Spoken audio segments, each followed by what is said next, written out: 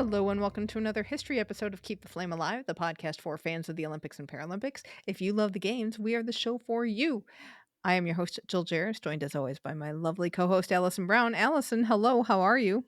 Hello. I have been having so much fun. I think I say that at every Sydney episode. I've been having so much fun going back and watching whatever event we're talking about because it was such a great Olympics, and I'm learning about the Paralympics of that era and how amazing so many of those athletes were. I know, and I just realized, right before we got on, I probably should have done a Sydney mix for our opening theme song instead of going to our history music. Maybe that'll show up for the last half of the year. We don't know because there are so many amazing races and competitions that you get not overwhelmed. It's just like, oh, I'd really like to have a few weeks to get to every story.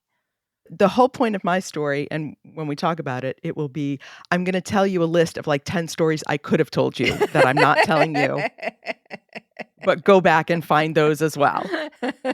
Exactly. Well, we are just 5 episodes away from the big 400 episodes for us. Can you believe that? I mentioned that to my daughter. I said, "Oh, we're doing a call-in episode."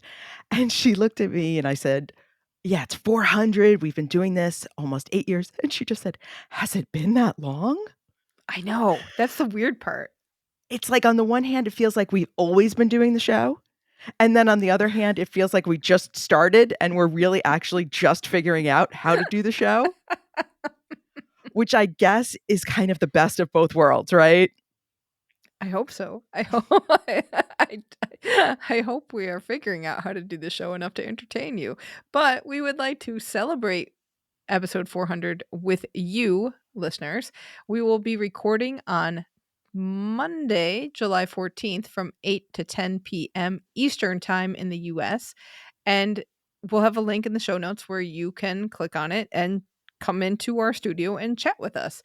So we'll be able to have up to 9 people total. So I believe that means that 7 people can come in at one time or another. It'll be like having a party conversation. Bring your own drinks, bring your own snacks, and come in and chat with us for a little while, and then head on out when you're ready. And we'll have a whole bunch of Shuklistanis talking to each other, and this should hopefully be a good time. And if you just want to pop in and say hello for 2 seconds at, 8:19 or 9:07, that's fine. It's kind of a 2-hour open window to come and go, and if you have questions, great. If you don't, if you just wanna wave and say hello, that's amazing because we used to say in the outro, "We love hearing from you," and we really, really do. We get so excited. So I know I'm super excited. I think you're super excited to just see faces. Right, and it's not like last year we got to go to trials or I got to go to trials and hang out with some of you, and it was just like being with friends. So I would love to hang out with you virtually and have that friend conversation too. And you got to hang out with some people in Boston this Right, year. I got to visit with some of our friends, and a couple times, a couple people came up to me and they introduced themselves, and I didn't recognize their faces at all, but the minute they opened their mouth and spoke, and I think people will have the same reaction with us. They'd look at us and be like, "Who are you?" And then we say, "Keep the flame alive." And, "Oh, I know you. I know that voice."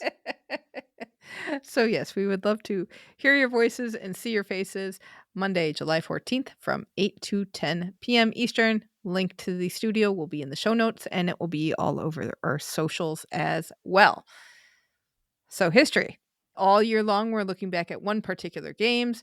This year it is Sydney 2000 as it's the 25th anniversary of those games. Today we're talking about swimming and paraswimming. You've got that, and I've got wrestling, so take it away. So we're going to start with paraswimming. There were 575 paraswimmers from 62 countries competed in 169 events. Wow. That in Now, itself is like almost the winter games right there. I know for comparison, Paris was 600 swimmers, so not that much different, but only 141 events. Oh, wow. So things have consolidated, I think, and they've changed some of the classifications over the years. This was also the first Paralympics where the S14, which is intellectual disabilities, Oh, came into okay. play. That's the last I'm going to talk about that. Uh, Canadian paraswimmer Jessica Sloan won the most individual gold medals of the whole Paralympics. So, a paraswimmer was one of the most successful athletes. She had 6 titles and also set 6 world records. She was only 17 at the time, but she did not compete at any other Paralympics. Many years later, she seemed to express some regret over that, but she said she was a teenager and she had a lot of distractions with training. But I loved this quote from her. She said, quote, I wasn't having the fun I should with it. I was a teenager and I wanted to explore more options," which I think I would hope a lot of teenagers will do. We're going to talk teenagers on Okay. swimming. That is for Okay. sure. That's going to be a theme later. But So, that's one of those you have to make choices in life, and that's the choice she wanted to make at the time. she ended up moving as an adult to Turks and Caicos and living her life there. So, not too bad off. No. American Jason Wenning, a double below the knee amputee, won his 3rd consecutive 400-meter freestyle Paralympic gold medal in the S8 category and broke his own world record. He overcame a significant deficit at the start, which was a problem for him. He always had a slow start, and he ended up winning the race by more than 8 seconds. Whoa. That's a lot. He also went on to become a prosthetist.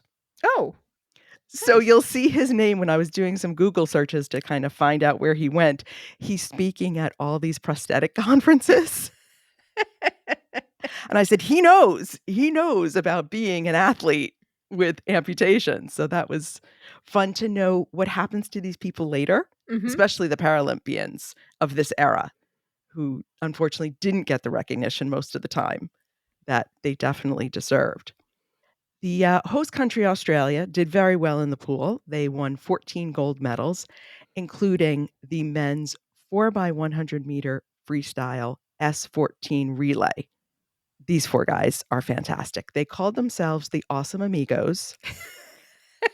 Patrick Donachie, Paul Cross, Stuart Pike, and Brett Reed shaved their heads the morning of the race. 3 of them also shaved their eyebrows. Wow. And maybe that helped because they broke a world record. Nice. And Sydney was also the 6th of 7 Paralympics for American Trisha Zorn. Zorn won 41 gold medals and 55 medals overall, the most of any Paralympian ever in any sport. She's amazing. I think we talked about her in Atlanta. We could have talked about her in Seoul. I mean, she was around a very long time. And in Sydney, she won 3 silvers at the 100-meter distance in breaststroke, butterfly, and individual medley. She got another silver in the 200-meter IM and bronze in the 50-meter breaststroke, all in the S12 category, which is a visually impaired category.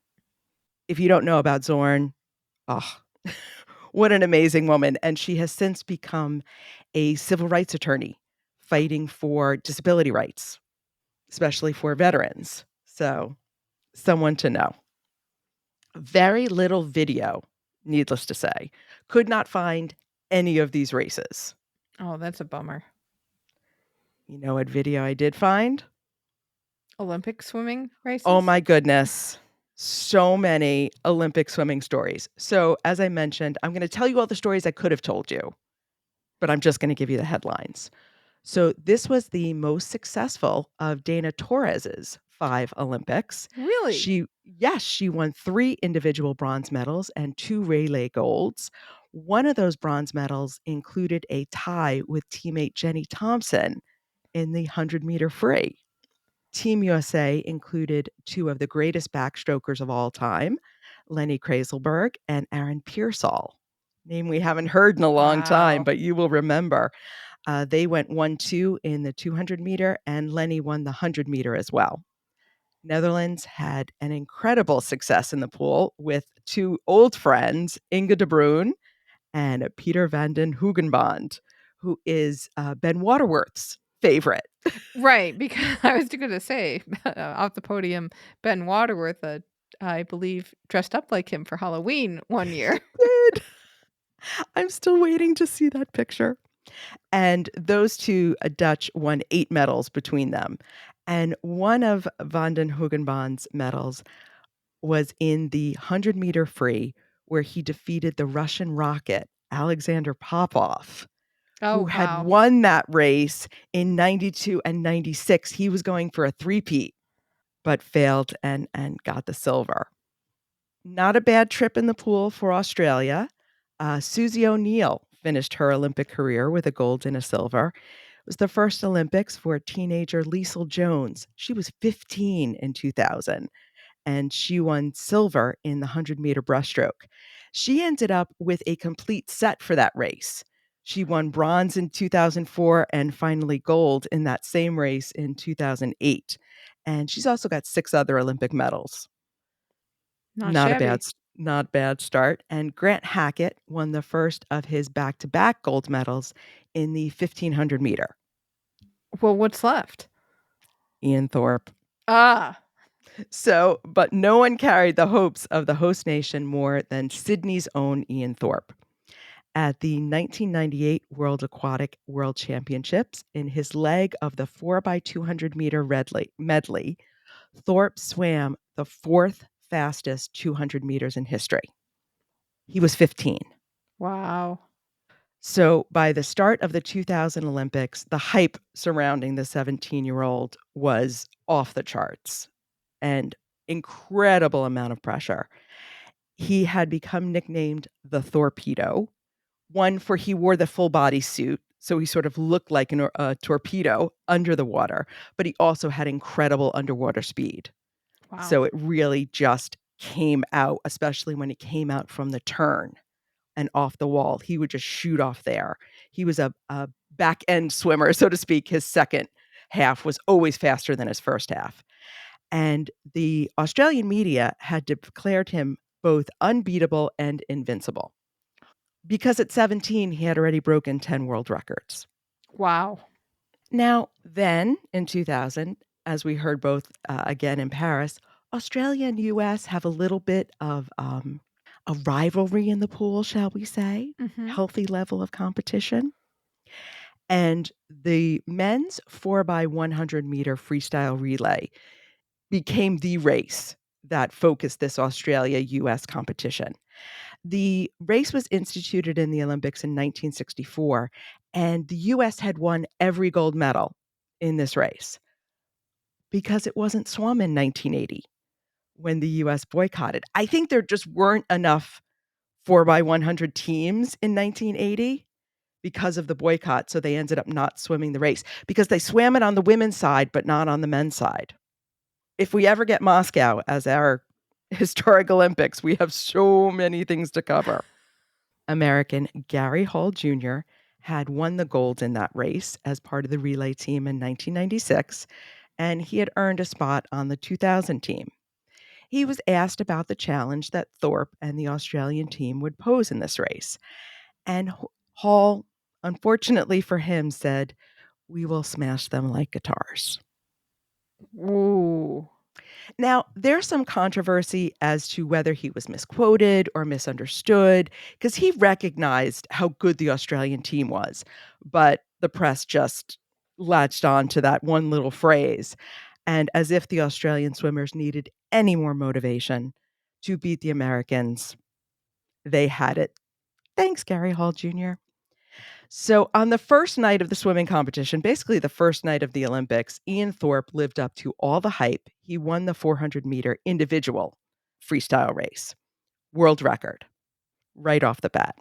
So, on the same night, he was going to be racing in the relay with Michael Klim, Chris Fidler, and Ashley Callis. The US had the fastest time in the heats, but Michael Klim and Thorpe were not in the heats. They were getting replaced. Very typical. Michael Klim also has some gold medals of his own. This was a stocked team. Okay. Supposedly, Thorpe was going to have enough time between the medal ceremony of the 400 meters to get ready for the 4x100 meter race, the finals. Only problem, puts on his suit, zipper breaks. Puts on his backup suit, zipper breaks. Puts on his second backup suit, breaks. Broke all of his 3 spare suits.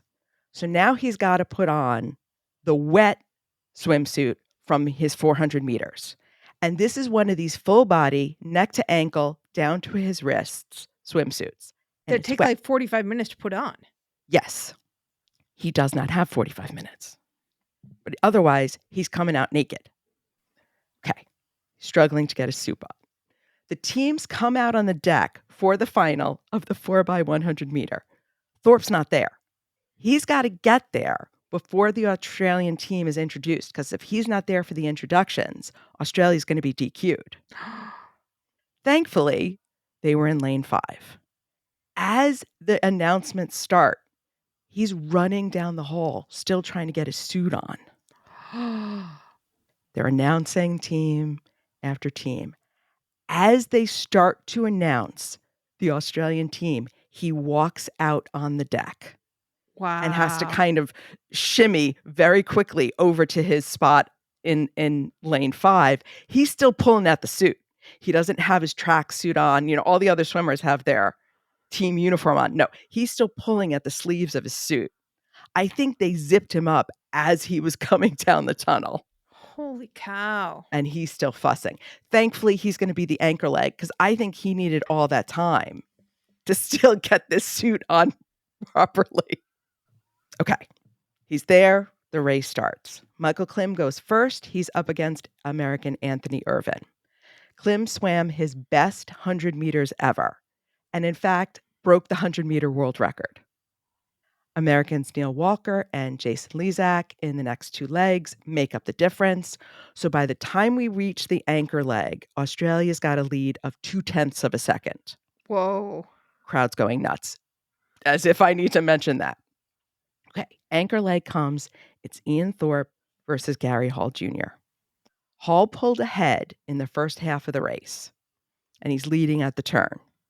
But remember what I said before about Thorpe being better on the second half of the race. He took the turn, does his Thorpedo move, and in the last 10 meters of a race, pulls ahead. Australia wins the gold. Wow.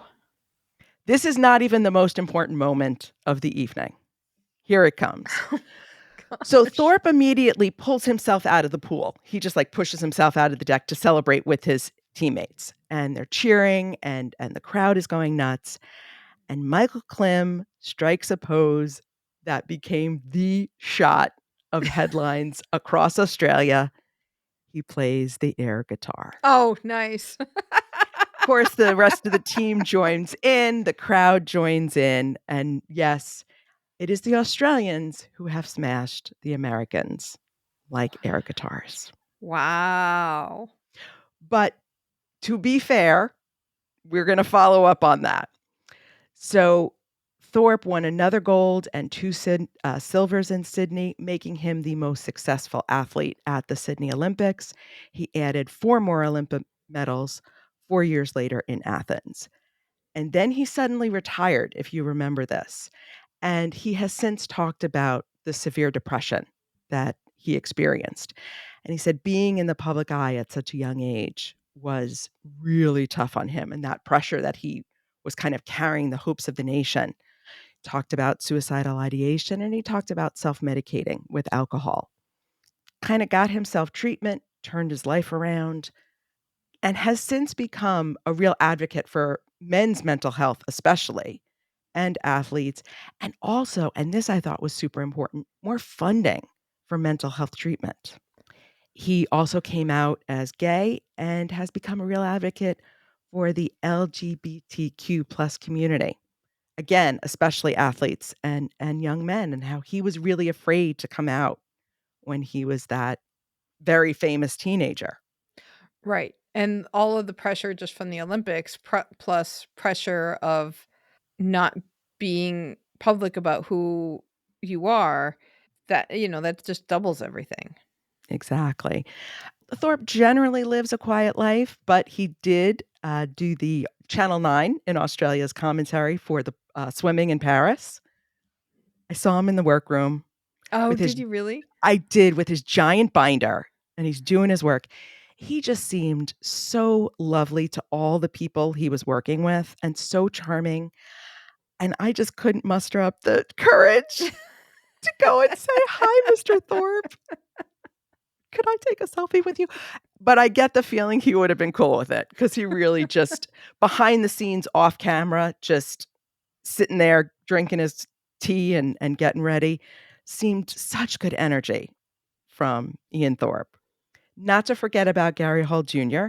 And despite his disappointment on that first night of racing, Hall won 3 more medals in Sydney, including a gold in the 50-meter free and the gold in the 4 by 100-meter medley relay, Okay. where the US did beat Australia. Australia won the silver. And Hall won a total of 10 Olympic medals over 3 games. And we've mentioned him recently because his home and all those medals were destroyed in the recent LA fires. And the IOC arranged for him to receive all replacement medals. So that's been kind of a nice feel good story. And Hall's obviously been doing a lot of interviews. And he said one of the first phone calls he got after the fire was from Ian Thorpe to say, "Hey, man, I'm really sorry about what happened." And he also heard, he said, from Michael Klim and Grant Hackett, both Oh, Australian nice. swimmers that we've mentioned today. And Hall, in a much nicer quote for now, has said, "That's what the Olympic family is. Rivals, yes, but also friends."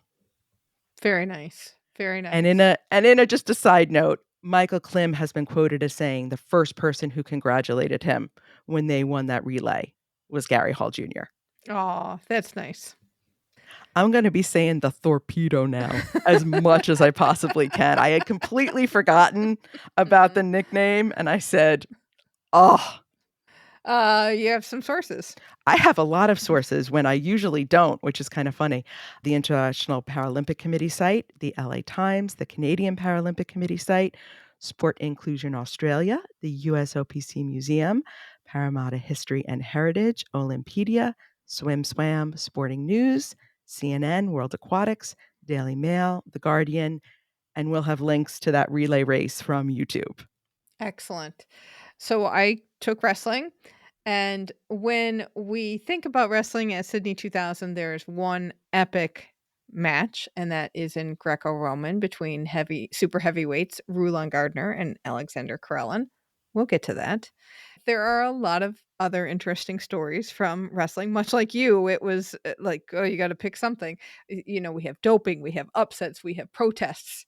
And there's one other topic that we do love to talk about, and the freestyle welterweight category gives us that story. So we're going to talk about Daniel Igali. He was born in Nigeria, one of 21 children. He grew up wrestling because it was an important part of his Ija tribal culture.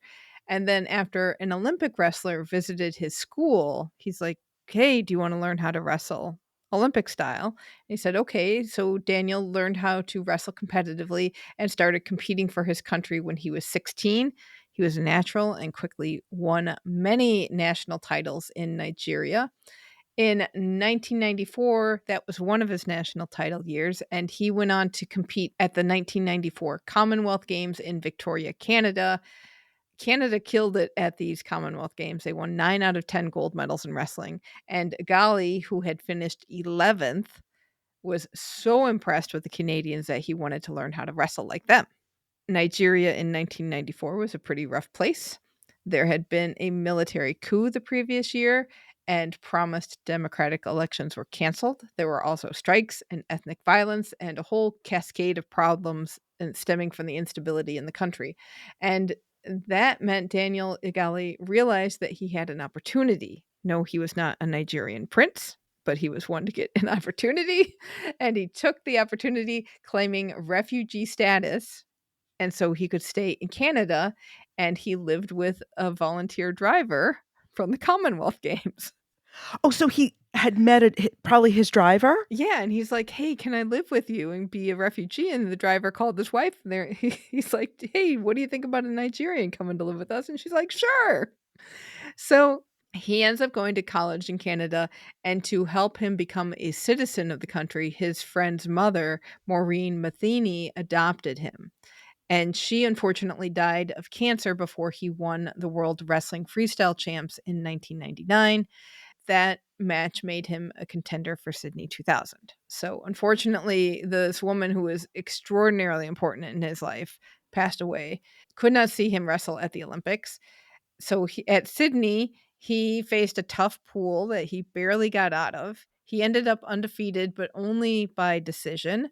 His second match against Iran's Amir Tavakolian was tied after 9 minutes, but the decision went Igali's way. His road did not get any easier. In the quarterfinals, he went to overtime to defeat Cuban Yosvani Sanchez. And then in the semis, he was to face the other favorite in this weight class, American Lincoln McElravy. That too came down to an overtime decision. In the finals, Igali faced Russia's Arsen Gitanov. They were evenly matched throughout, but about halfway through, Igali got Gitanov in a gut wrench, and he scored 2 points on that, and that put him ahead for good. When the final buzzer sounded, Igali won gold and became Canada's, this is our favorite bit, first ever gold medalist in wrestling. And I just got to say this, though. He's one of 21 children in his family. No wonder he was a natural at wrestling. I only have 2 siblings, and we're all girls. And it makes you a scrappy little fighter when you've got all those siblings. Right, right. So in Igali's on-mat celebration of his gold medal, he had a Canadian flag. He laid it on the ground. He danced around it twice, and then he knelt down and kissed it. And Canadians just loved that moment. It became a thing in Canada during his coverage of Sydney 2000 and really endeared him to the whole country. He did go on to compete in Athens, placing 6th, and afterwards Igali retired from competition. He went back to Nigeria to open a school in 2006, which is something he wanted to do. Named it after his Canadian surrogate mother, Maureen. Sadly, that same year, when he was in Nigeria, he was at home watching TV with his brother when robbers broke in, stole about $13,000 Canadian in cash, phones, and laptops, and then stabbed him in the back of the neck. And he almost died. Oh. Igali survived. He did go back to Canada for a time. In this, he's also trying to become a Canadian politician. He's running for office, does not get elected though, but he ends up returning to Nigeria to work on a school. And he also took on major roles in the Nigerian Wrestling Federation to build the sport in that country. And he's also taken on roles in United World Wrestling. Overall, he's been inducted into the British Columbia Sports Hall of Fame, Canada Sports Hall of Fame, Canadian Olympic Hall of Fame, and the International Wrestling Hall of Fame. So that I thought was an interesting story out of freestyle, but we still have the big story from Sydney 2000 that. And I'm waiting for you to have to talk about this sport. Oh, Greco-Roman? Yes. So the super weight, it's really going to be super heavyweight. It's going to be the hard thing to say this time. The super heavyweight division of Greco-Roman should have been history making, and it was, just not for the expected reasons. The favorite in this match was a giant, literally and figuratively, Russian Alexander Karelin, who had been a giant ever since he came out of his mother's womb, weighing 15 pounds. Oh, dear Lord, that poor woman. I think He every woman who has ever given birth just clutched their knees together in absolute pain.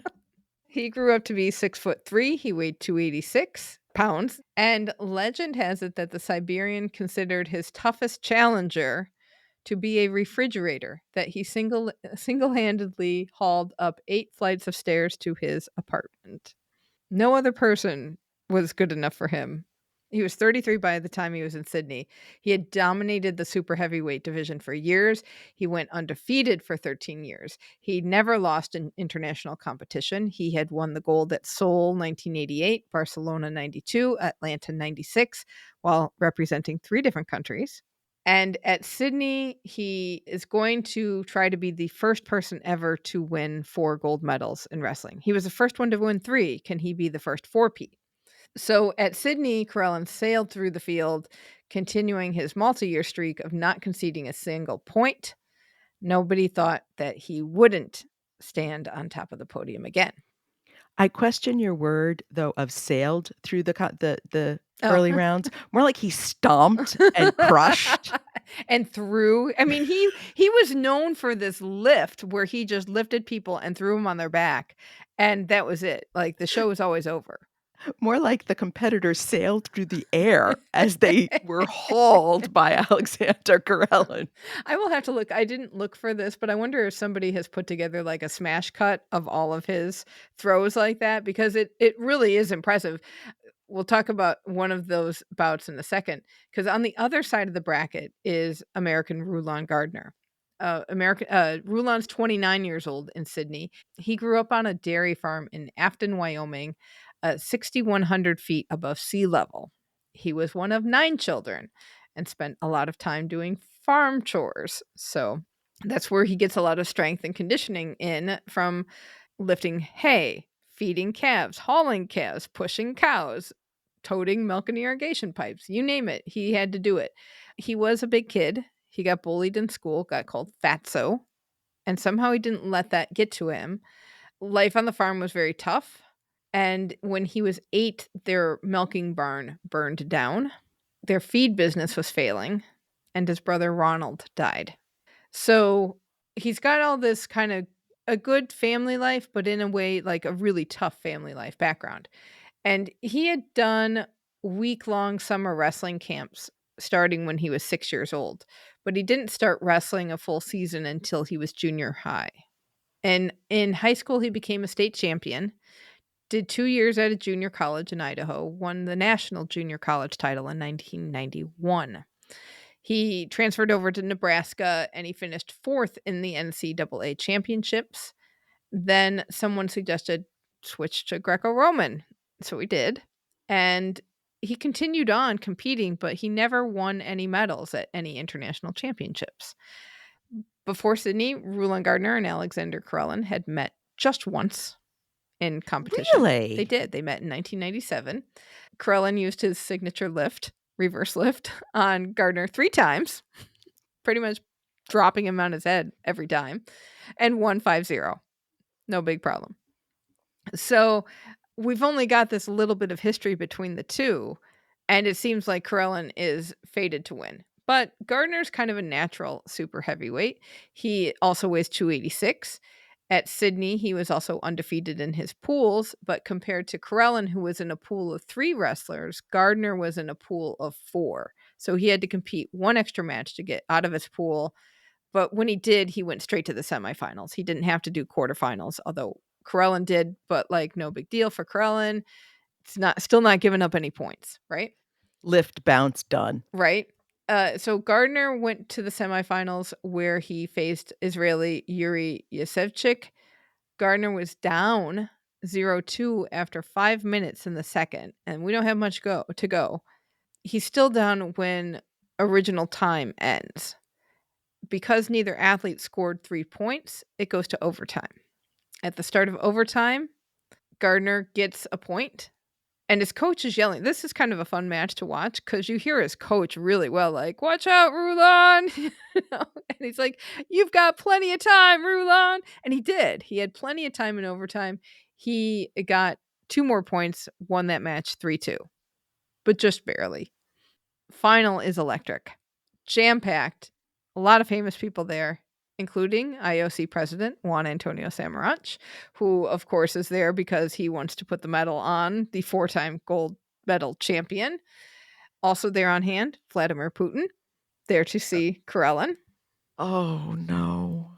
When you see Karelin and Gardner on the mat, even though they're the same weight, they look completely different. Like, Karelin is this chiseled man. He does look like he's chiseled out of marble. His signet is a little baggy on him. Gardner, he's got strong legs, but he fills out his signet pretty. He's a little chubby looking. He's got a round face, totally different looking, but he is one of the most well-conditioned athletes in the competition. And in the beginning, we'll put a video on the show notes because commentators likened the Gardner win to the 1980 Miracle on Ice, saying this would be known as the Miracle on the Mat if he won. And this is like right away, and nobody knows what's going to happen. In the first parterre, where Karelin's on top, he fails to throw Gardner. He can't lift him up and do his patented move. Gardner continues to fend him off. First period ends 0-0. Second period starts in a clinch. And they do a coin toss to do the clinch. Karelin wins the toss, so he has a minute to score or he gets penalized a point. And basically, like, you clinch him and you either want to like throw him down, dulcet tones of Jason Bryant. Hopefully I'm getting this right. You want to throw him down or push him out, and you can get a point there. But the unthinkable happens. In this clinch, Karelin broke his grip. And because he did that, he got penalized a point. And this is a whole like deal because nobody can believe this. Officials stop the clock. They review the tape for a little while and they give Gardner the point. Because no one could believe Karelin did this, right? Right. Yeah. Then the commentators start talking about Karelin's first Olympic gold medal, which was a come from behind win where he did the lift at the end. And they say he can still do that. He can still do that.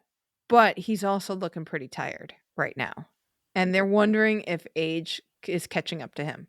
So near the end of the second period, Gardner gets called for passivity. And again, we're doing the parterre. Again, Karelin has another opportunity to lift him up and throw him down on his head. Can't do it. Can't get him more than a couple inches above. No luck. Regulation time ends. We don't have a 3-point score yet. 3-minute overtime. 7th minute. Gardner gets called for passivity again.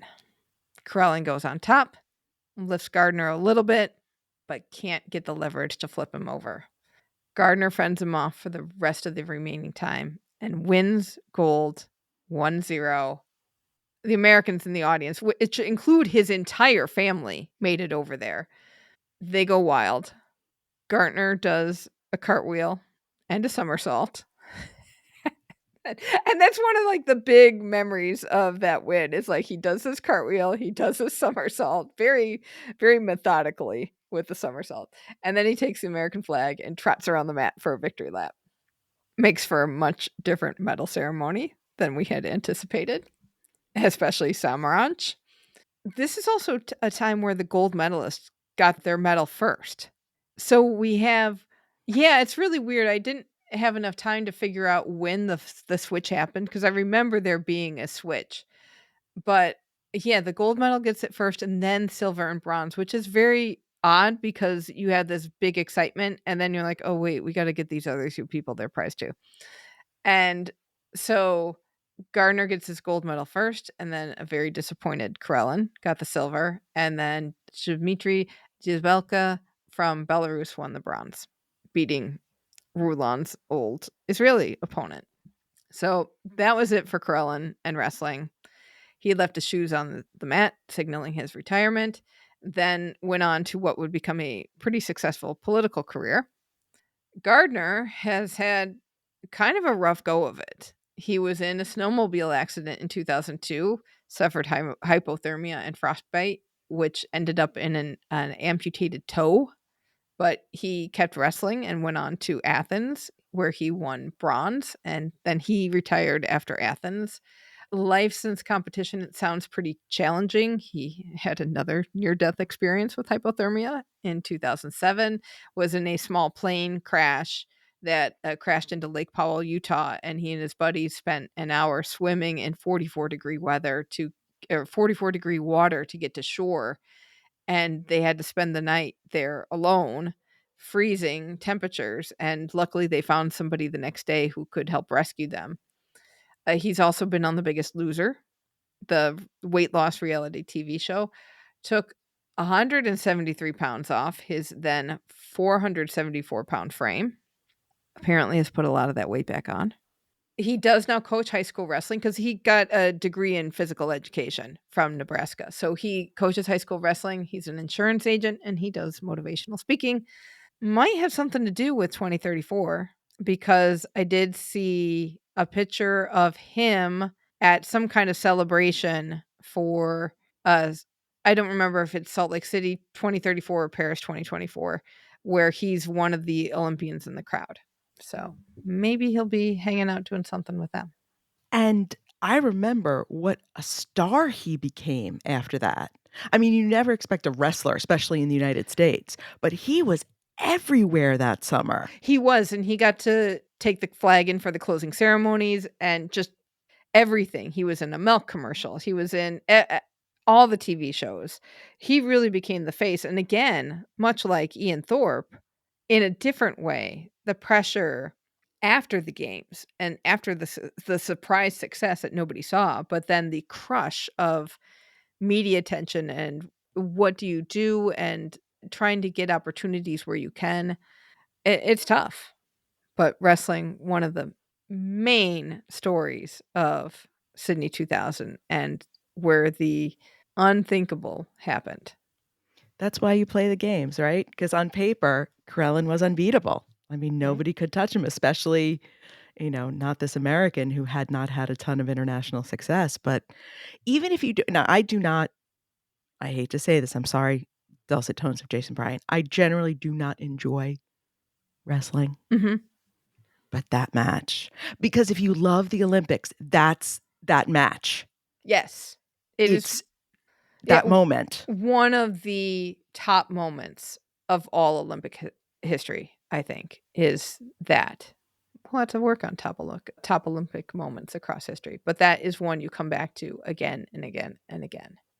Sources for me are the CBC, the Canadian Encyclopedia, Canadian Immigrant, Canadian Olympic Committee, Flow Wrestling, Maclean's, Olympedia, the UN High Commissioner for Refugees Ref World Database, United World Wrestling, Wrestling Canada, Olympics.com, Salt Lake Tribune, Sports Illustrated, Time, the official history of the Olympic Games and the IOC, Athens to Beijing, 1894 to 2008 by David Miller, USA Today, and Town Lift. I'm Big. exhausted just but these were such great stars and so much fun and people we keep coming back to because you watch the race that I was talking about and you watch the match you were talking about, and it's that people moment where they achieve everything and you Yes. see it. Yeah. Yeah. And I mean, I know what I'm doing with my afternoon is watching some Thorpedo. God, and he's so charming, so charming. Oh, next time, Ian, I'm gonna work up the courage. You may be sorry I said that. I'll be good, I promise. All right. We will have a link to all of our sources in the show notes. And that is going to do it for this episode. Please let us know what your favorite memories from Sydney 2000 are. You can chat with us and other listeners on our Facebook group, Keep the Flame Alive Podcast. Email us at flamealivepod@gmail.com. And the voicemail and text line is always open at 208-352-6348.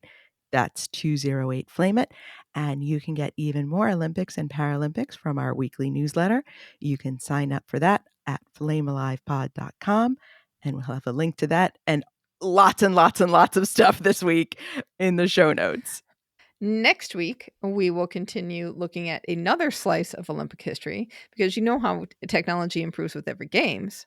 Well, someone has to choose and implement a tech strategy. And we have got an interesting interview with IT consultant Pascal Wattiot, who worked on Olympic technologies starting at Albertville 1992. He was also the IOC director of technology for a few years and consulted on London 2012 and Paris 2024. He tells us all about the tech challenges of an Olympics, and there is so much that you don't even realize. And that's just from looking at what technology was like in 1992 to what we've got today. So be sure to tune into that and have your mind blown.